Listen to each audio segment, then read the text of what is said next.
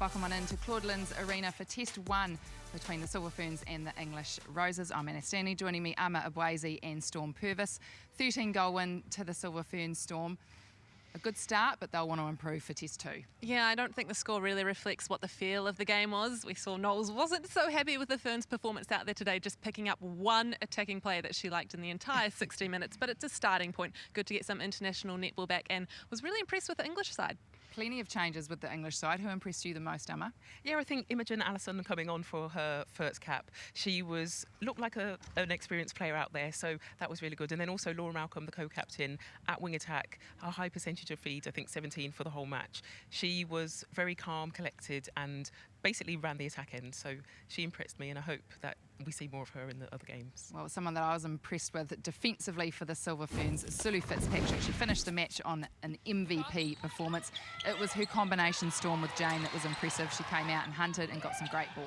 Yeah, I've talked about that combination with Jane. It feels like a lot, and especially all last week in the Cadbury series, I thought they built the bones of that combination, and they started with a hiss and a roar tonight. Sulu is just one of the smartest players I've ever played with, and to see her come out of the circle for so much ball is just a testament to that, and also to the unit work on defence. That combination with the wing defence and centre as well is definitely growing, and a good start for them. And the English player you talked about earlier, Amma, that really impressed us, Laura Malcolm. She is the co-captain. Looks like she always is having a ball playing.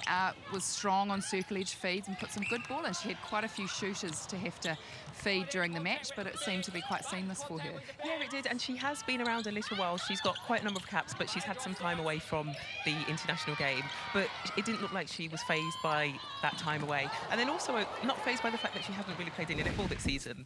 So she did a really good job out there. Yeah, not many of the English have played any netball all season, in fact.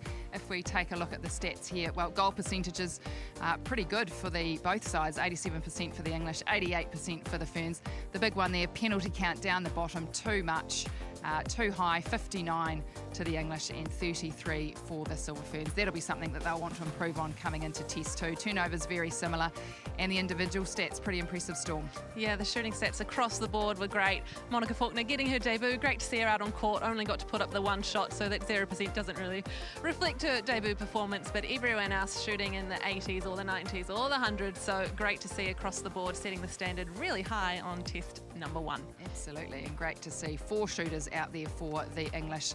Well, of course, Test 1 is down, 2 more to go. They're all coming from Claudelands Arena in Hamilton. The girls get a rest day tomorrow. We're back here on Friday night, and we round off the Taini Jamison Trophy on Sunday, 7 o'clock.